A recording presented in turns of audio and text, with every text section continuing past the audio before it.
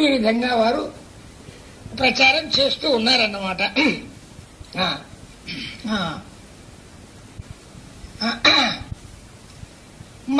మరొకరి గ్రామంలో ఉండేటువంటి హనుమదాలయంలో వీరు ఎక్కువ అనుష్ఠానంగా తీర్చుకునేవాడు అన్నమాట. ఆ గుళ్ళోకి పోయి అక్కడ అనుష్ఠానం చేస్తూ ఉండేవాళ్ళు అన్నమాట. ఉండేవారు అక్కడికి కూడా వెళ్ళిన కలిసేటోళ్ళు సేవించేటోళ్ళు వస్తూ ఉండేవాళ్ళు అన్నమాట. కానీ ఇద్దరు సేవకులు ఎటువంటి వాళ్ళు దొరికారంటే, భగవంతుని కృప కాబట్టి ఎటువంటి వాళ్ళు దొరికారంటే, ప్రాణత్యాగమైన చేస్తాం కానీ మీ మాటను జవదాటం అనేటువంటి మరకులో ఆంజనేయాలయ సేవలో వీరు సాధన చేస్తూ ఉండేటువంటిది అనుష్ఠానం చేసుకునే సమయంలో వాళ్ళు కలిశారన్నమాట. ఆత్మార్పణ మొనర్చున్నారు. మేము మీ కొరకే మా ఆత్మ సమర్పణ చేసుకుంటాం స్వామి అనేటువంటి సంబంధం చేత వాళ్ళు అన్నారన్నమాట. నారాయణ గారి నోటి నుంచి మాట వెళ్ళకముందే దాన్ని తామిల్ చేస్తారన్నమాట. అంత భావంతో ఉండేదన్నమాట. వచ్చి ఏం చెప్తారో ఇషారతో చేసేవాడు, ప్రేమతో చేసేవాడు అనమాట. భజనలో, దేవ సేవలో, ధ్యానక్రియాలలో అన్నిట్లలో కూడా వీరు బాగా ఇద్దరు వెంటనే ఉండేవాళ్ళు అన్నమాట. ఇద్దరి పిల్లల తల్లిదండ్రులు అదేం భజనలు, వాళ్ళ ఇంటికి ఒకటి, నారాయణ గారి ఇంటికి ఒకటి, ఏమిటి మనకేం పనిరా, పని చేసుకు బతంరా అని వాళ్ళ తల్లిదండ్రి అట్లాగా భజన పోయేందుకు ఆటంకం చేస్తూ ఉండేవాళ్ళు అన్నమాట. భక్తి కార్యాలు నిరోధిస్తున్నారన్నమాట. ఏం పోతావు గారికి ఆయన దగ్గరికి అంటారన్నమాట. ఎంత నిరోధించినా ఎంత వద్దన్నా కాబట్టి నారాయణ గారిని వీడు విలువకుండా నేను మీ పని ఇంటి పని చేసిపోతా, నేను పోతా అంటుండేవాళ్ళు అన్నమాట. ఒకనాడు నారాయణ గారు అంటే భావానంద స్వామి పడుకుంటూ అనుకున్నాడు అన్నమాట. ఏమనుకున్నాడు ఆయన అంటే, ఎందుక నా పుస్తకం తీసుకుపోయినాడు, నా పుస్తకం తీసుకుపోయినాడు అన్నమాట. ఇప్పుడే తీసుకుపోయినాడు అతను. ఆ తర్వాత ఇంతవరకు లేదని చెప్పానమాట. ఆ తర్వాత ఫలానా ఆయన తీసుకుపోయినాడు, నా పుస్తకం మళ్ళీ తెస్తానని తెలియదని మాట వరుసకు పండుకునేటప్పుడు అనుకున్నాడు అన్నమాట. సహజంగా 10 గంటల రాత్రి అనుకున్నాడు పడుకున్నారన్నమాట. ఈ మాట విన్న ఒక శిష్యుడు ఏం చేశాడు, పక్కన అంతరంగ భక్తుడు విని 10 మైళ్ళ దూరం ఉన్నదన్నమాట వాసాలమర్రి అనే ఊరు. 10 గంటలకు ఆయన అనుకున్నాడు ఆ పుస్తకం వచ్చినాక లేకపోయా అనుకున్నాడు. 10 గంటలు పడుకుంటాం. ఆ మాట విన్నాడు, స్వామికి మనం అట్లా చెయ్యాలి అనుకొని అప్పుడే 10 గంటల రాత్రికి బయలుదేరి ఎంత దూరం ఉన్నదంటే, ఆ తర్వాత 10 మైళ్ళ దూరంలో ఉండే వాసాలమరి ఆశ్రమానికి 10 మైళ్ళ దూరం ఉండే వాసాలమరి అది పోయి ఆ గ్రామం పోయి వాళ్ళ ఇంటికి పోయి ఆయన లేపి పుస్తకం తీసుకొని వచ్చి వాళ్ళ స్వామి పక్కలో పెట్టి పడుకున్నాడు అన్నమాట. అంత ఆజ్ఞామైనటువంటి శిష్యులు అన్నమాట. ఆ తర్వాత విషయం తెలిసి ఆనందించాడన్నమాట. ఎంత మంచిగా చేశాడు, ఆ పనేదో ఉంటే మరి రాకుండా లేకపోతే వాళ్ళు గొప్పడతారంటే, మీకు ఎందుకు స్వామి, మా పని మేము డబల్ అయిన పని ఎంత చెప్పినా మేము చేసుకొస్తామన్నారు అన్నమాట. ఆ విధంగా ఒకసారి వీళ్ళు ఇద్దరి తండ్రులు బాగా పని చెప్పారు. ఇంత పని చేసి నువ్వు ఇట్లా పోవాలి, అట్లా పోవద్దు అంటారన్నమాట. అట్లాగా పెట్టారన్నమాట. చెప్పి ఆ మంచిది అన్నాడు. అంత పని చేశారు. మళ్ళీ అందరికన్నా ముందు వచ్చి నారాయణ గారి దగ్గర భజనలో పూజల్లో అందులో పాల్గొని ఉన్నారన్నమాట. ఆ తర్వాత నారాయణ గారి భావాన్ని చర్యలనే చూస్తూ ఉంటూ అసహ్య అయితే కొంతమంది ఊరన్న చోట ఏముంటది కదా, ఆ కాలంలో కూడా ఎవరు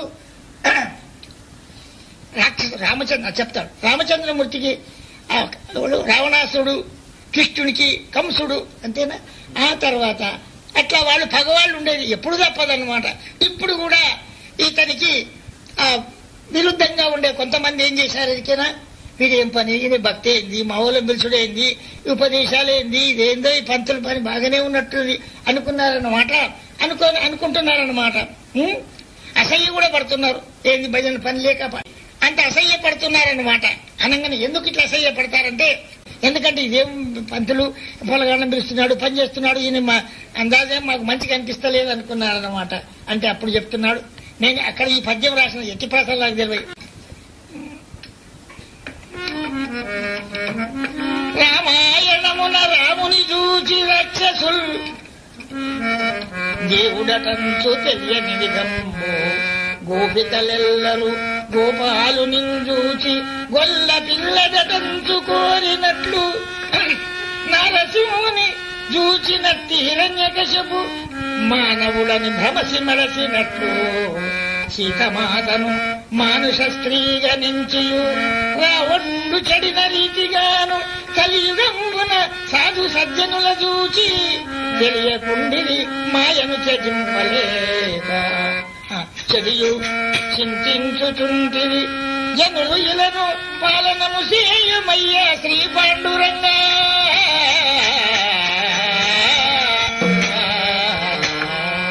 ఏమిటి రామాయణంలో రాముడి కథ చెప్తే ఆడెవరు రావణుడికి ఎవరు తెలిసిందా? లేదు. గోపాలకులు గోపికలకు కృష్ణుడు వాళ్లతో ఆడితే గొల్లోది అనుకున్నారు కానీ దేవుడు అని వాళ్ళు కూడా అనుకోలేదు. నరసింహస్వామిని చూసి హిరణ్యకశిపుడు ఏదో జంతువు అనుకున్నాడు గాని విశ్వాసపడలేదు. సీతమాతను చూసి ఆడిది ఏదో స్త్రీ అనుకున్నారన్నమాట. అంతేగాని రావణుడు చెడిపోయినాడు. అట్లాగే వీళ్ళందరూ స్వామి నీ భావాన్ని తెలుసుకోలేక ఇట్లా అనుకుంటున్నారు. వాళ్ళందరూ ఏంద్రా ఏం మంచి చేస్తున్నాడు అయ్యారు ఏమో చేస్తలేడు అంటున్నారన్నమాట. కలియుగంబున సజ్జనులు చూసి లోకంలో కూడా మంచి భక్తులను చూసి తెలియకుండేది మాయ త్యజించాలి. మాయ చేత ఏమైనా పైసలు సంపాదించుకుంటారు కొంపలు అసంటుల సోపతే పడతారు కానీ సజ్జనుల సోపతి ఎవరు అన్నమాట. కాబట్టి ఏమవుతారు వాళ్ళు చెడు చింతించుచుండేది జనులు చెడిపోయి చింతపడతారు. ఇంకేమైతారు పాడైపోతారు. కాబట్టి బాబా స్వామి ఇటువంటి ముందుకే అడవిలో ఉండే బ్రాహ్మణ సత్పురుషులకు ఏమైనా అడవిలో మంచిగా అనిపిస్తాయి. ఎందుకంటే అది మరొక గ్రామానికి ప్లే వచ్చిందన్నమాట. అడవికి వెళ్ళాలి కాబట్టి మీరు అడవికి వెళ్ళి గద్దె వేసుకుంటున్నారు. అది వేసుకుని కూర్చుని కాబట్టి వేసుకున్నారు గద్దె వేసి దానిపైన మరి ఏం చేశాడు నారాయణ గారు కూడా ఇతనికి వచ్చి తన గుడిసె ముందర మొదలు గద్దె వేసాడు. గద్దె వేసి దాని మీద రాముని పటం పెట్టారు. అడవిలో ఉన్నా భగవంతుడే కావాలనే భావంతో పెట్టాడన్నమాట. పెట్టి అట్లాగా పెట్టి ఏం చేస్తున్నాడంటే సరే అక్కడ ఖచ్చితంగా చెప్తాను. వాళ్ళ తప్పుపోయినారు. ఇంటి ముందర జాగ ముందర అడవిలో ఉన్నాయి. ఆ జాగలో గరీబ్ వాళ్ళు కూడా గుడిసెలు వేసుకున్నారు. పిల్లకవడం చేత గుడిసెలు వేసుకున్నారన్నమాట. అలా మీరు భజన చేస్తారు. ఎక్కడున్నా భజన చేస్తారు. ఇంతకుముందు ఘట్టంలో ఏం చెప్పాను. ఎంతకాలం దాకానో నారాయణ గారు ఏం చేసేవాళ్ళు నిత్యం 8 గంటల కాళ్ళ గజ్జలు కట్టుకొని 12 గంటల దాకా 12 రోజు నియమంగా 4 గంటల సేపు నృత్యం చేస్తూ ఆ ఇద్దరు ఇప్పుడు చెప్పిన ప్రాణప్రియంగా ఉండే భక్తులు పెట్టుకొని రాధాకృష్ణ యొక్క ఫోటోలు ఉంటుందండి అని రాధాకృష్ణ బొమ్మలు ఆ ఫోటో పెట్టుకుని ఇట్లా చేస్తుండేవాడు. భజన అంటే విసుగు లేకుండా ఉండేవారు అన్నమాట. కాబట్టి ఇంకా కొంతమంది భజన అదే గుడిసెలు వేసుకున్నారు. దగ్గర వేసుకుంటే రాని నాయన నిత్యం ఇంత భజన చేసిపోండి అని చెప్పారన్నమాట. వాళ్ళు కూడా కొంతమంది వస్తున్నారు అనమాట. ఇంకా కొంతమంది రమ్మంటే వాళ్ళు ఏమన్నారంటే పోయి నాకు ముచ్చట చెప్తారు. ఆ తర్వాత భజన చేసి చెప్తా కానీ వచ్చిన ఏమన్నారు ఇకనా మాకు చచ్చిపోతామన్న భయం ఉంది. గడ్డలు తేలుతున్నాయట ఎక్కడెక్కడ చచ్చిపోతున్నారు. ఆ వాడకట్టుకు అంతమంది వేరే అదే ఆ వైపు ఉన్న వాళ్ళు అందరూ చచ్చిపోతున్నారు. మాకు భయం అవుతుంది. మరి ఒకవేళ మీరు ఇట్లా ఏమని చెప్పండి. ఇట్లా మాకు ఆజ్ఞ ఇవ్వండి. ఏం తెలిసినా మీకు చావలేదయ్యా, మీకు పిల్లలకు గడ్డలు పుట్టాయి, మీరు చావరు అని కనుక మీరు అనుమని అంటారన్నమా అంటే మేము చేస్తాము అన్నారన్నమాట. మేమందరం భజన చేస్తాం అనుకున్నారన్నమాట. అది దేవుని అనసరండి భజన చేయుగమా, దేవుని భజన చేయుగమా, సుజనులార భక్తితో భజన చేయుగమా.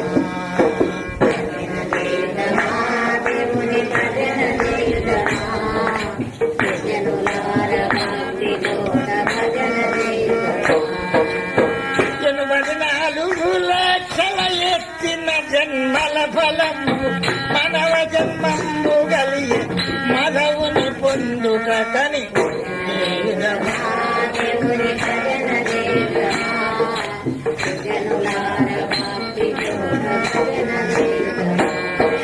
మదమాచరముల వదలి మమకారము మాపుకొని హృదయమందు పరమాత్ముని కదలకుండా నిలుపుకొని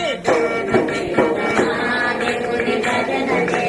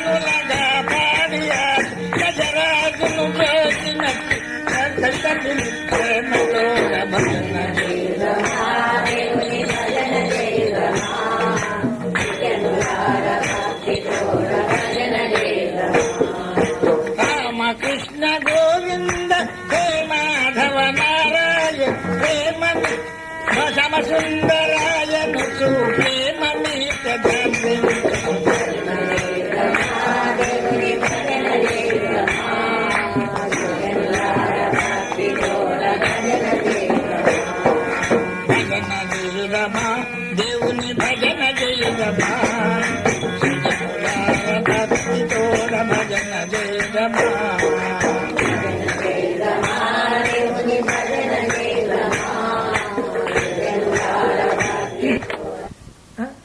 ఈ భజనను అటు ప్రాంతం అడవిలో ఉన్న పటేలు విని భజనను బంద్ చేయమని సుంకరి అతనిని పంపెను. ఆ సుంకరితో నారాయణ గారు ఇట్లన్నది, భజన చేయటం ఏమి పాపం అవుతున్నది నాయన, ఆ పటేలుతో నేనే మాట్లాడగలను అని. తండ్రి శంబయ్య గారు ఉన్నారు కదా, ఆ శంబయ్య గారు ముసలివాడైపోయినాడు. ఈ ప్లేక్ రోగంతో కాదన్నమాట, ఆయన బిల్కుల్ లేవలేకుండా అయిపోయినాడు అన్నమాట. ఎందుకంటే ముసలివాడు అయినాక చేత కాదు కదా. వచ్చి బాగా జబ్బు పడ్డాడు అన్నమాట. తండ్రి ఒక్క ఈశ్వరైనే వాళ్ళ మలమూత్రాన్ని తీస్తున్నాడు.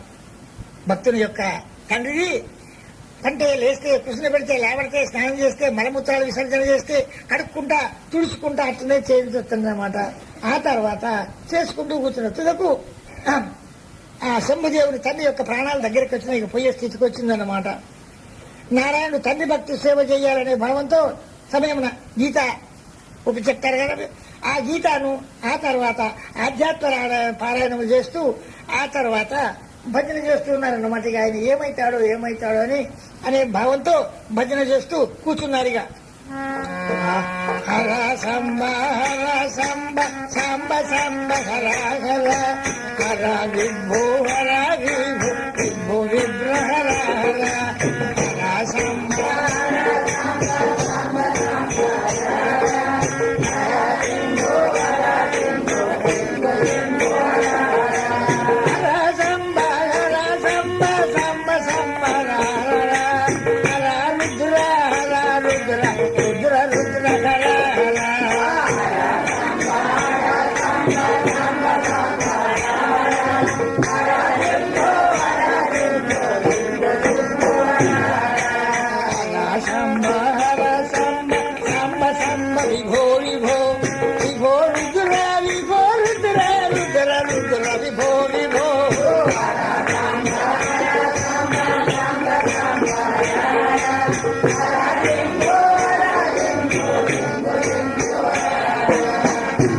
మనం కూడా అంటే ఎంత పుణ్యం వస్తుంది. ఆత్మలను ఉంటాయి కదా, వీళ్ళు కూడా భజన చేస్తారు. నాకు ఈ విధంగా నామం చేస్తూ అక్కడ ఇట్లా ఉంటూనే ఉన్నాడు. అవసాన స్థానం వచ్చిందన్నమాట. కుడి చెవులో నారాయణ ఏం చేశారు, చెవులో ఇలానే పోతుంటే అదేం లక్షణం అని నాకు తెలియదు కానీ అదే కుడి చెవిలో తులసి దళం పెట్టి చేర్చి ఉత్తమ సంస్కారాలు గావించండి, మంచి లోకాలకు పోవాలి, మంచి దిక్కు పోవాలని సంస్కారం చేయించాడు అనమాట. శంభుదేవుడు స్వర్గములు అలంకరించాడు. నారాయణ గారి తండ్రి చనిపోయిన స్వర్గలోకైనా ఆ ప్లేగ్ గుడిసెలలో అక్కడే చనిపోయినాడు కాబట్టి ఆ గుడిసెల్లోని బీద వాళ్ళందరూ కలిసి ఆయనకి దాన సంస్కారాలు క్రియలు చేయటానికి కట్టెలు వాసాలు అవన్నీ తీసుకొచ్చి ఇచ్చారనమాట. ఆ తర్వాత ఆయనకు దాన సంస్కారాది క్రియలు అందరిందరూ సహాయం చేసి సంస్కారం చేశారు. ఇంతట్లో ప్లేగ్ తగ్గిపోయిందన్నమాట.